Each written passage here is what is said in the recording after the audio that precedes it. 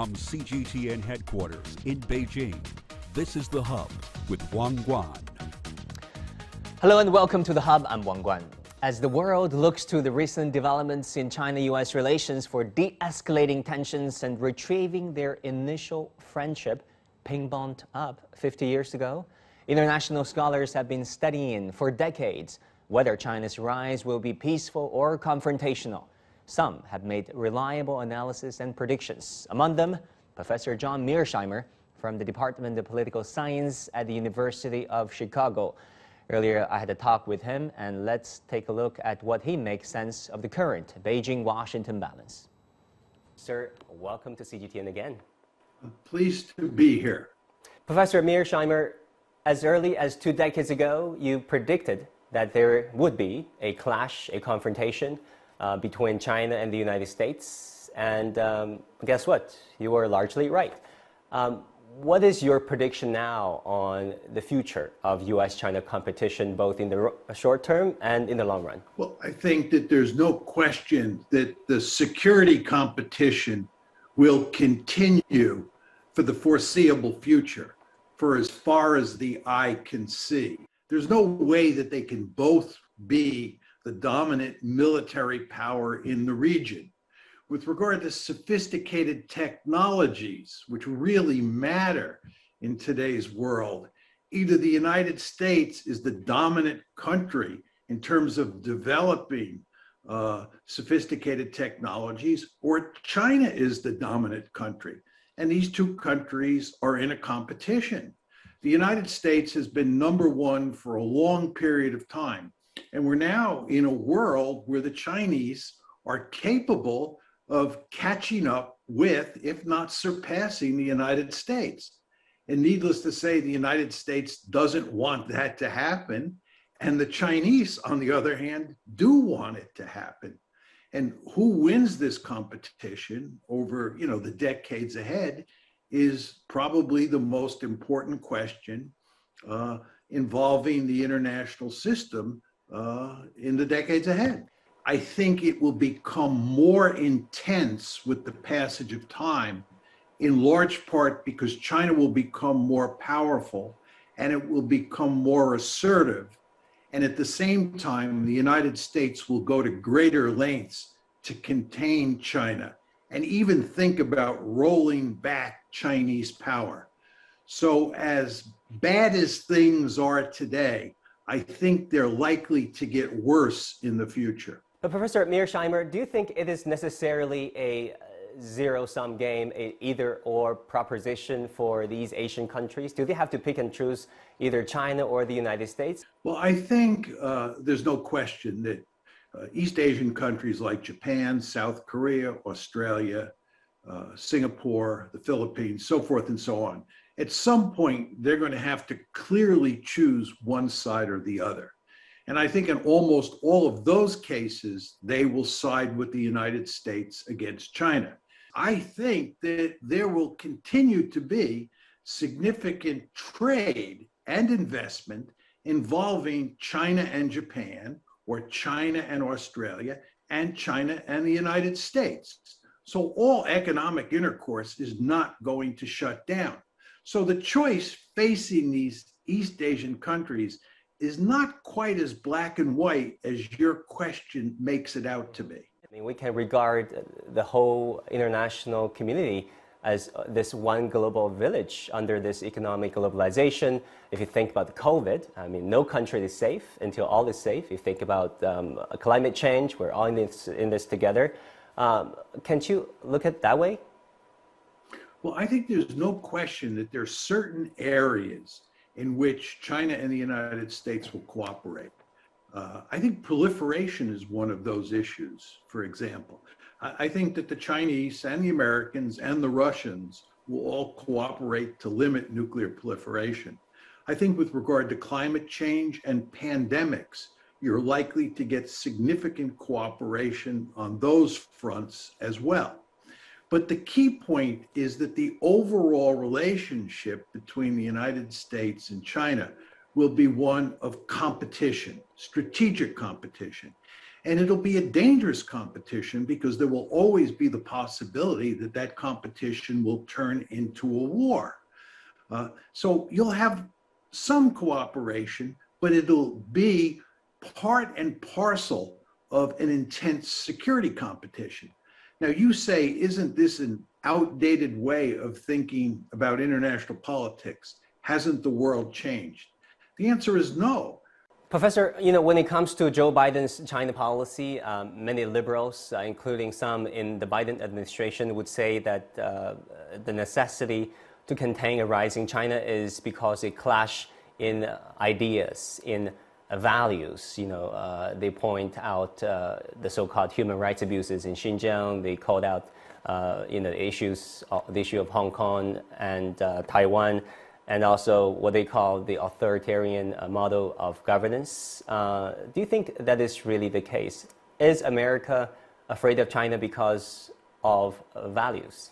I think there's no question that rhetorically, American policymakers and American elites in general will emphasize that the competition between the United States and China is about ideology.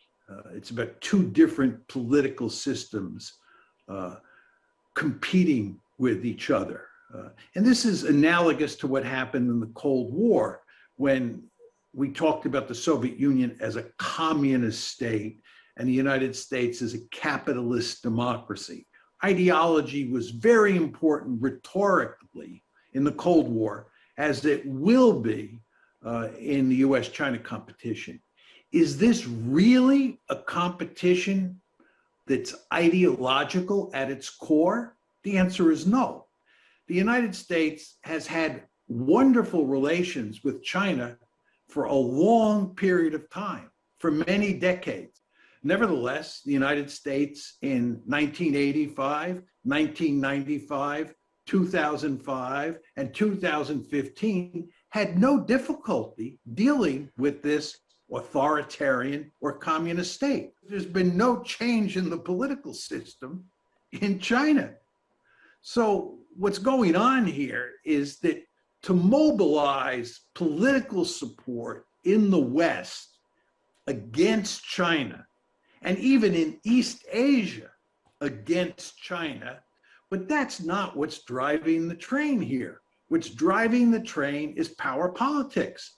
So it's that power competition, not ideological competition, that is the root cause of the situation that we see today. How do you think US-China competition can be coped with? I mean, how can the two countries really cope with the negative fallout, the negative consequences of their future competition?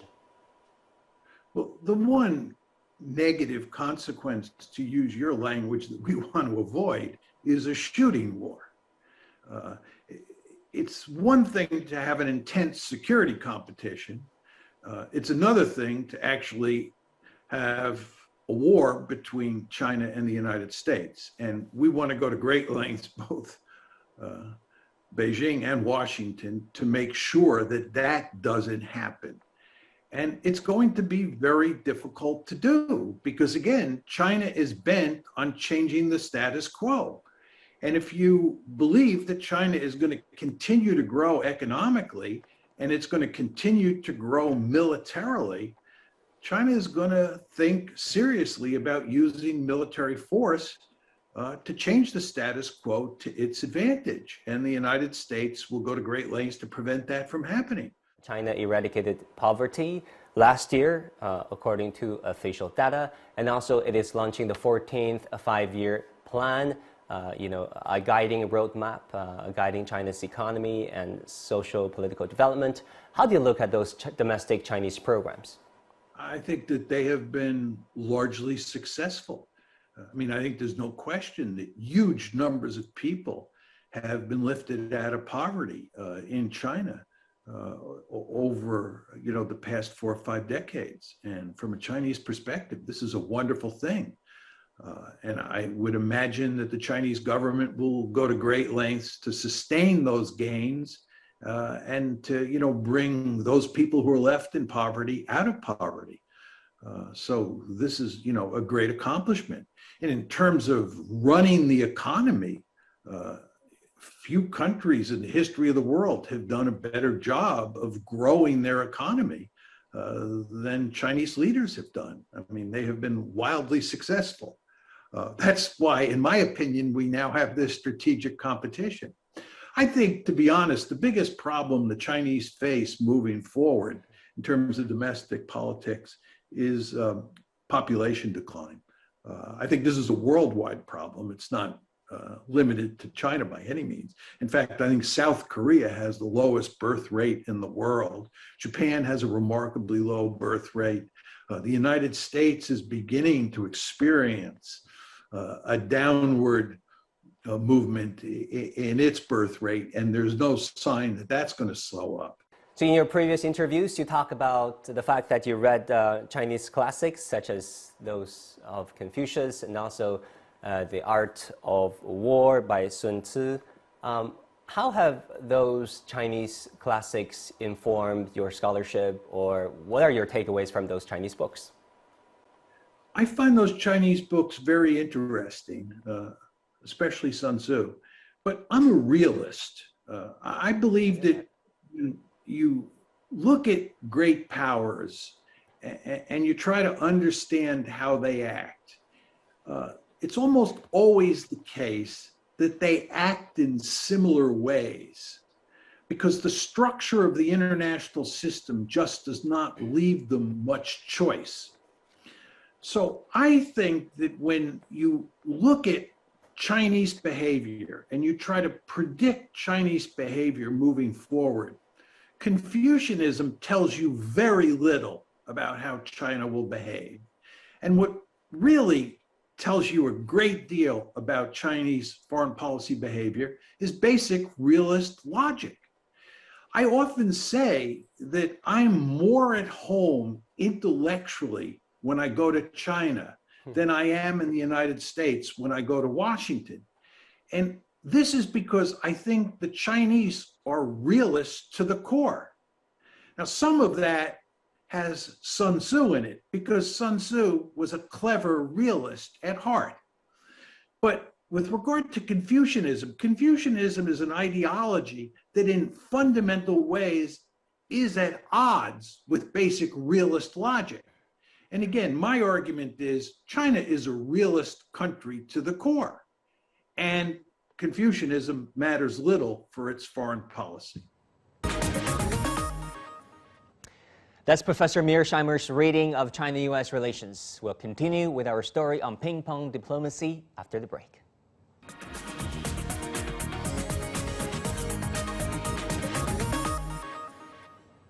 Welcome back. 50 years ago, an encounter between ping-pong players from China and the U.S. broke the trans-Pacific ice and paved way for Kissinger and Nixon's visits. Half a century has passed. Paddlers from the two nations paired up again to join the World Table Tennis Championships in Houston. Will the legacy of ping-pong diplomacy cool down the boiling disagreements between Beijing and Washington and refresh their friendship in the years to come? We're very happy to be joined by Mr. Scott Ross, Hollywood producer and film executive known for pioneering visual effects in some of the world's most well-known blockbusters, including Titanic, The Lord of the Rings, Terminator, Back to the Future, Apollo 13, to name just a few. His upcoming project speaks on a very important issue, that is the ping-pong diplomacy. Scott, great to have you here on The Hub on CGTN. Welcome. Thanks a lot. Nice to see you, or talk to you anyways. Scott, I know that you're currently trying to make a feature film on ping-pong diplomacy. Without spoiling the fun, what can you tell us about this project?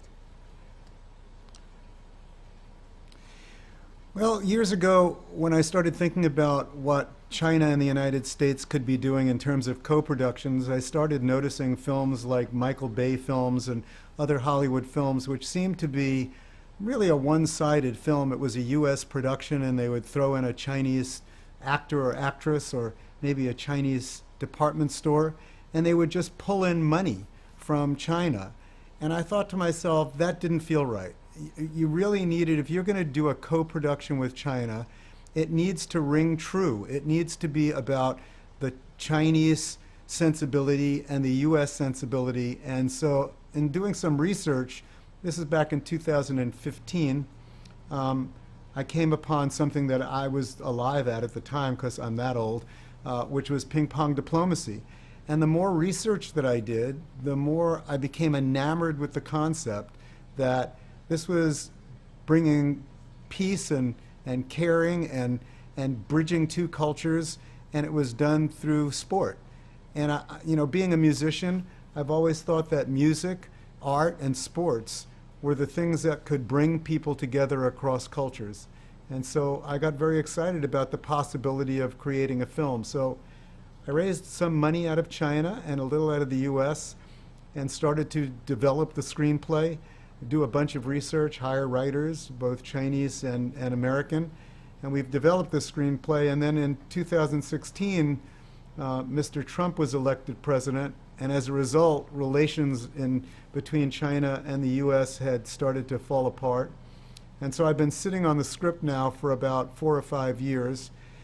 And I've decided to reinvigorate it and revitalize it because I'm looking at the situation, and I think your previous guest was perfect talking about a lot of the issues between the United States and China.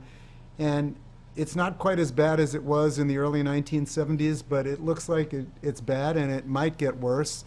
And I thought, what a great time to be able to bring ping pong diplomacy into the spotlight once again and discuss how these wonderful characters from back in the day in 1970 really brought together our two countries and allowed both countries to become stronger and better and more economically feasible. So that was the premise of which I started the project. Right, Scott. You talked about a desire to have this project becoming, a real China-U.S. co-production feature film about sport, about ping pong diplomacy. We know some other Hollywood films, such as Mission Impossible series. One of them took a scene from Wuzhen, and also in Shanghai.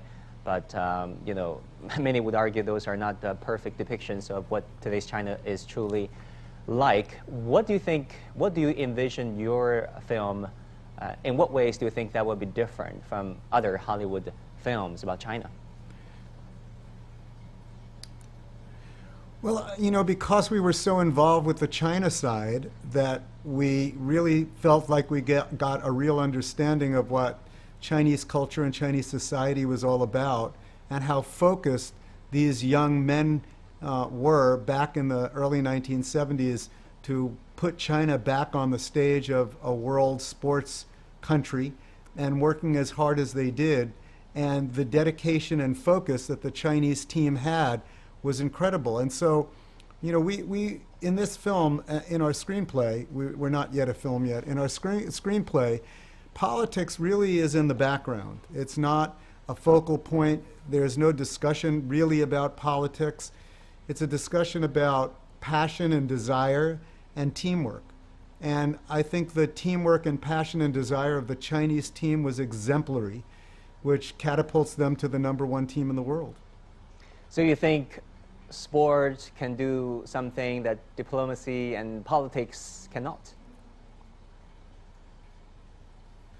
I think we've seen that. I think diplomacy sometimes gets caught up, and worse yet, the prospect of any armed conflict is just is frightening and horrible, and I can't imagine it happening in the modern age. So there must be a way to be able to bring our two cultures together and realize that both the United States and China benefits as a relationship. I listened to your last guest, and the concept of only having a single superpower in the world, I don't understand what that means in the world of globalization. I think there needs to be cooperation. I'm reminded of Yo-E De Beside which is the famous friendship first, competition second line, which is critical in these days. And I think that's what ping pong diplomacy was about, and that's what we're trying to show with this film. Yeah, this sportsmanship can go a long way. Chinese and American paddlers teamed up again in the World Table Tennis Championship that is taking place currently in Houston, the United States. How would you compare this China-U.S. union or reunion with ping pong diplomacy 50 years ago? Well, I think ping pong diplomacy 50 years ago was a unique moment in time. It was a moment in time where China really had been closed to the U.S. The U.S. really had no knowledge of, or Americans had no knowledge and understanding about what China was all about, what its culture was about. And the opportunity to be able to experience China and bring our people, you know, with Chairman Mao's invitation to bring our table tennis players to China was extraordinary. Our State Department at the time was shocked. You know, they couldn't imagine that this was going to happen. In fact, the State Department at the time, the U.S. State Department, didn't support the table tennis team. They thought it was all a joke. They thought table tennis in the United States was not a real sport. You know, they were football people and baseball people.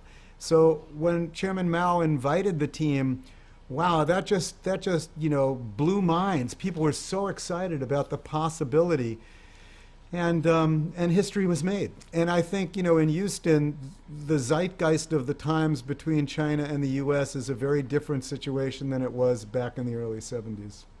You know, talking about sport, the 2022 Beijing Winter Olympics are around the corner.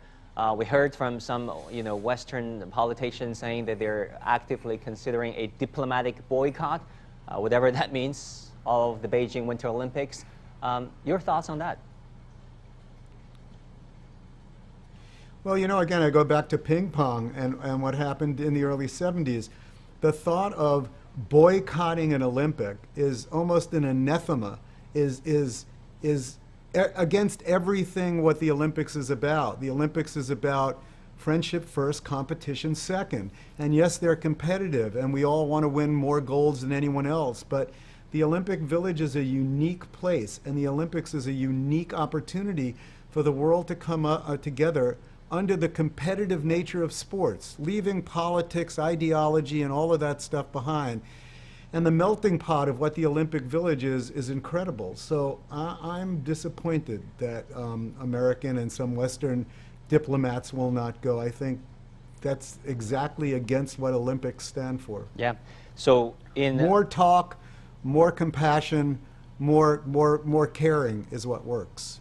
Yeah, in you know, 60 days, in a little over 2 months, there will be the Winter Olympics. This will be the second time in 12, 13 years that China will have hosted the second Olympics. What are you looking for when you look at these you know, Winter Games? Well, you know, because I'm an entertainment guy, I was blown away by the opening ceremonies of the last Beijing Olympics, and I'm the guy who watches the commercials during Super Bowl. So yeah, I'm really excited to see exactly what happens in the opening ceremonies of the games, and the amazing technology, craftsmanship, and artistry that the Chinese will bring to this year's Olympics. That's what I'm most excited about. You know, talking about Chinese films, they have generated mixed results globally. Of course, within China, you know, when you look at some of China's highest grossing films ever, Wolf Warrior 2, The Battle at Lake Changjinhu, they're doing exceedingly well here in China. But overseas, that's not the case. The vast majority of their global box office revenue comes from the Chinese mainland market, not from the overseas market. And if you compare that against 2 decades earlier, when you think about Crouching Tiger, Hidden Dragon, or House of the Flying Daggers, those films were performing really well overseas, you know, appealing to a Western audience. How do you look at this phenomenon? Why do you think this has been the case? What changed? Well, first of all, Crouching Tiger, Hidden Dragon and those films in many ways were not Chinese films. Yes, they had Chinese and Hong Kong casts, but they really were crafted as Hollywood films, and that's one of the reasons why it crossed over. You know, 20 years ago, the films that were coming out of mainland China were not anywhere near the scope and the quality of the films that are coming out of mainland China today. Today's Chinese films technically are as good as any films in the West and what's coming out of Hollywood. But there is a difference, and the difference is, and as I say, vive la différence. You know, there is a difference between the syntax and language and storytelling sensibilities of the Chinese and of Hollywood. Now, Hollywood has been sent all over the world for so many years that people are much more open to American and Western style storytelling. But Chinese storytelling is unique to China. And, you know, Chinese storytelling works for a Chinese audience. Years ago, I gave a speech in Shenzhen, and I was talking about the difference between Hollywood and China in their filmmaking. And I thought to myself, if Chinese filmmakers are viewing Chinese films as a business, they've got the largest box office in the world, and they should make Chinese films for Chinese people. And the concept of exporting Chinese films, at least now, is a little bit difficult. I don't think it's a political thing. I think it's a language and a cultural thing. And then why do you think, you know, films or TV series such as Squid Games, which is you know, one of the most popular TV shows on Netflix globally, is hugely successful with the Western audience, when you think about the fact that Squid Games, a Korean production, is also from Asia? One of the problems Americans have is that oftentimes they talk about Asia, and that would be like sort of talking about North and South America. There are so many different cultures. China is China, Korea is Korea, Japan is Japan, the Philippines is Philippines, Thailand is Thailand. It's distinct and separate cultures with a separate language, separate sensibilities, and a separate ethos. And so the reason why Squid Games has done so well is because when Korea wound up becoming a major economic power and moving into the top 10 economies of the world, they decided to send their children to school in the United States. And a lot of their kids wound up studying cinema and studying the likes of David Fincher and Steven Spielberg and George Lucas, you know, and the lions of cinema in the United States back then. And so when they went back to South Korea, they had those language skills, the filmic language skills as they were, and they were able to make films that transitioned out of Korea and played so well in the United States. I mean, we could look at last year's Academy Awards. A Korean film won Best Picture of the Year. Parasite. So the Koreans have had the ability to transition and export their films, and right now China has not yet done so. Mr. Scott Ross, Hollywood producer and film I'm executive. hoping PingPong is one of those. Good luck with that. Our sincere wishes and best wishes for your upcoming project on PingPong Diplomacy. That was Mr. Scott Ross, Hollywood producer and film executive, currently working on a feature film on PingPong Diplomacy. And that will do it for this edition of The Hub on CGTN. Thank you for watching. Get in touch with me and our team on social media if you have any suggestions. Bye for now.